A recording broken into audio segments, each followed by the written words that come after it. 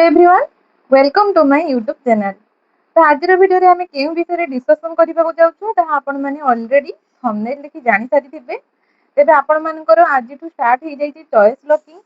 तो choice locking विषय आम डिटेल्स रे पूरा भलसे बुझिबा। जहाँ भी डाउट अच्छे आपण मैंने पूरा क्लियर हो जातु। निहाती चॉइस लॉकिंग पूर्व थरे वीडियोटा को देखंतु। तो बहुत जन मन में बहुत सारा क्वेश्चन आसुथिबो कि माने कौन से माने करिवे, पूरा डाउट रे रहि जाइथिबे। आज मते जने कमेंट करथिले कि दीदी जे पाखरे रही सेल्फ फाइनान्सिंग रे बीएड कले भलो हेबो ना दूर रे रही गवर्नमेंट बीएड कले भलो हेबो।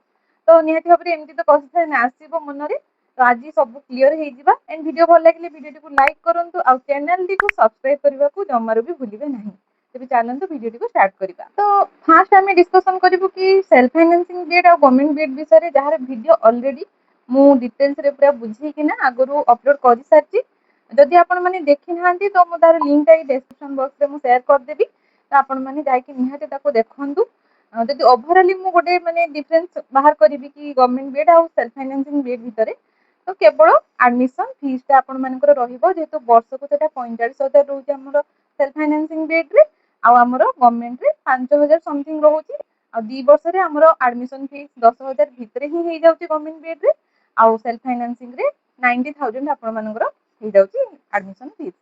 तो सेही गोटे ही आपण मानकर डिफरेंस अछि। तो नेक्स्ट हैला कि आमे चॉइस लॉकिंग रे केमति कोन प्रेफरेंस गुडा को दबु। आपण मानको भितर तीन प्रकार कैटेगरी पिला थिबे। जो माने हॉस्टल चाहउतबे, आ जो मानकर टिके फाइनेंशियल प्रॉब्लम थिबो, आ जो माने चाहउतबे घर पाखरे ही पढिबा पई। फर्स्ट मु तो कहिबी आपण मानको भितर जो माने चाहउतबे कि हॉस्टल रे रहिबा पई, तो आपण माने साम्स वेबसाइट रे जाई कि टोटल सब इंस्टीट्यूशन को देखंतु कोठी हॉस्टल अछि हॉस्टल नाही। सेही अनुसार आपण माने ओटे लिस्ट बनै दियंतु। ठीक अछि। देन तापरे कोन करिवे ना फर्स्ट आपण गवर्नमेंट कॉलेज गुडा को दे देबे जोथरे हॉस्टल अछि। ता तळे आपण माने पुनी गवर्नमेंट कॉलेज देबे जोथरे हॉस्टल नाही। ओके। तापरे पुनी सेल्फ फाइनान्सिंग कॉलेज सेंटे दे चलिबे। एमती भाबरे करिवे जो मानकर हॉस्टल दरकार। ओके। आ जो मानकर फाइनेंशियल प्रॉब्लम रहिची से माने टोटली भी चाहू नाहंती सेल्फ फाइनान्सिंग बीएड कॉलेज रे पढिबा पई। तो से मानको पई मु कहिबी फर्स्ट आपण माने गवर्नमेंट बीएड कॉलेज जेतिकी अछि ताको दे दोंतु। तापरे सेल्फ फाइनान्सिंग बीएड कॉलेज दे दियंतु। आउ जो माने चाहूचंती कि घर पाखरे रही कि पढिबा पई से गवर्नमेंट हो किंबा सेल्फ फाइनान्सिंग बीएड कॉलेज हो, तो मु कहिबी सेटा को आपण माने प्रथमे दे देबे सेही कॉलेज को जोटा आपण घर पाखरे अछि। तापरे गवर्नमेंट बीएड कॉलेज दे देबे सब।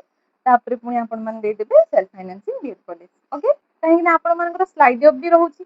माने आपण माने तळको आ खसी परिबेनी, ऊपर को ही आपण मानकु जिबाको पड़िबो। तो सेही अनुसार सजेई कि ना आपण मानकु दबाको पड़िबो। आ गोटे कथा कि मु कहिबी कि जदि भी आपनकर माने फाइनेंशियल प्रॉब्लम अछि तेबे माने तथापि टिके ट्राई करिवे कि जो पटे हो आपण माने बीड रे एडमिशन नै जिबा पाई। काहे आपण माने बीड एग्जाम रो वैल्यू कोन सेटा आपण माने बुझी सारिचंती ऑलरेडी।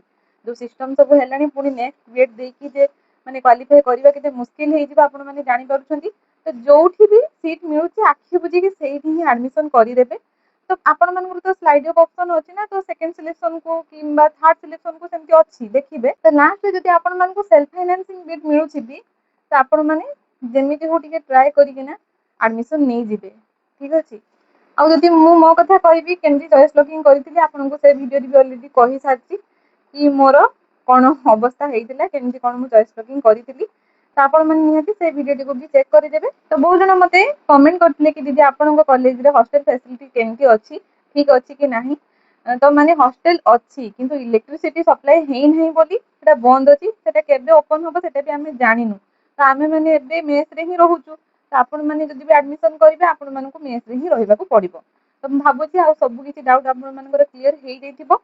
आ गोटे कथा कि जेहेतु हमर पहर दिन माने 28 रो एग्जाम रहउची, होय तो वीडियो आसी परिबोनी किंतु आपण मानको मन रे जहा भी डाउट अछि से चॉइस लॉकिंग रिलेटेड हो किंबा से बीएड रिलेटेड जहा भी अछि तो मते कमेंट करि चलिबे। मु जदि टाइम मिलला मते सेमते मु निहाती आपण मानको कमेंट रो रिप्लाई दवा पई ट्राई करिबी। तो मु भाबुची वीडियो टी आपण मानको पई हेल्पफुल रहइबो। तो वीडियो भल लागिले वीडियो को लाइक कर देबे, चैनल को सब्सक्राइब कर देबे। आ जहा भी डाउट अछि मते कमेंट माध्यम रे जणाइबे। मु निहाती रिप्लाई दवा पई ट्राई करिबी। ओके, एतिकी रे रहिली। Thank you.